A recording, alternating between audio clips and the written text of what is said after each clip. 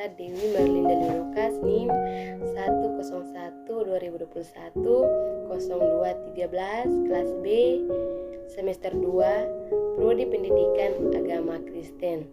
Baik, di sini saya akan menjelaskan sedikit materi tentang teori behavioristik. Teori behavioristik ini berpendapat bahwa berpikir adalah gerakan-gerakan reaksi yang dilakukan oleh urat saraf dan otot-otot bicara, seperti halnya bila kita mengucapkan buah pikiran. Dan jika pada psikologi asosiasi, unsur-unsur yang paling sederhana dalam kejiwaan manusia adalah tanggapan-tanggapan. Pada behaviorisme, unsur yang paling sederhana adalah refleks. Refleks sendiri adalah gerakan atau reaksi tak sadar yang disebabkan adanya perangsang dari luar. Semua keaktifan jiwa yang lebih tinggi seperti perasaan, kemauan, dan berpikir dikembalikan kepada refleks. Dalam penyelidikannya terhadap tingkah laku manusia, behaviorisme hanya mencangkup tingkah laku luar saja. Sedangkan gejala psikis yang mungkin terjadi adalah akibat dari adanya gejala atau perubahan-perubahan jasmania sebagai reaksi terhadap perangsang-perangsang tertentu. Dalam teori belajar behavioristik adalah sebuah teori tentang perubahan tingkah laku sebagai hasil dari pengalaman yang dicetuskan oleh Gape dan Brinell. Teori ini lalu berkembang menjadi aliran psikologi belajar yang berpengaruh terhadap arah pengembangan teori dan praktek pendidikan dan pembelajaran yang dikenal sebagai aliran behavioristik. Aliran ini menekankan pada terbentuknya perilaku yang tampak sebagai hasil belajar, dan munculnya perilaku akan semakin kuat bila diberikan penguatan dan akan menghilang bila dikenai hukuman. Dalam belajar juga merupakan akibat adanya interaksi antara stimulus dan respon.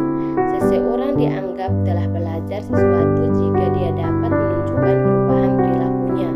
Menurut teori ini, dalam belajar yang penting adalah input dan yang berupa stimulus dan output yang berupa respon. Stimulus adalah apa saja yang diberikan guru kepada pembelajaran, sedangkan respon berupa reaksi atau pembelajaran terhadap stimulus yang diberikan oleh guru tersebut.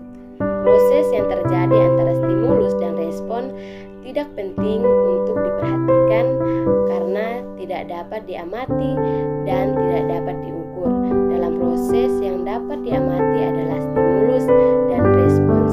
Oleh karena itu, apa yang diberikan oleh guru atau stimulus dan apa yang diterima oleh pembelajaran atau respons dapat diamati dan diukur. Dan teori ini juga mengutamakan pengukuran, sebab pengukuran merupakan suatu hal penting untuk melihat terjadi atau tidaknya perubahan tingkah laku tersebut. Dan teori ini juga, belajar behavioristik juga menjelaskan belajar adalah perubahan perilaku yang dapat diamati, diukur, dan dinilai secara konkret. Perubahan yang terjadi melalui rangsangan yang menimbulkan hubungan perilaku reaktif berdasarkan hukum-hukum mekanistik stimulans tidak lain adalah lingkungan belajar anak, baik internal maupun eksternal, menjadi penyebab belajar, sedangkan response adalah akibat atau dampak berupa reaksi fisik terhadap stimulans. Belajar berarti penguatan ikatan, asosiasi, sifat, dan kecenderungan perilaku.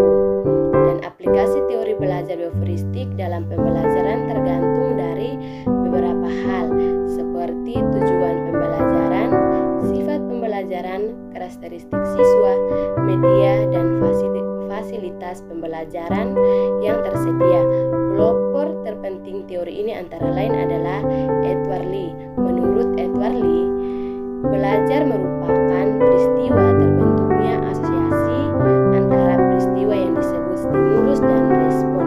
Sedangkan menurut J.B. Watson mengemukakan dua prinsip dasar dalam pembelajaran, yaitu prinsip kekerapan dan kebaruan. Dalam teori ini juga terdapat kelebihan dan kekurangan teori behavioristik. Yang pertama, Kelebihan teori behavioristik ini, satu, membiasakan guru untuk bersikap selalu peka pada situasi dan kondisi belajar, dan kedua, guru tidak banyak memberikan ceramah sehingga murid dibiasakan belajar mandiri.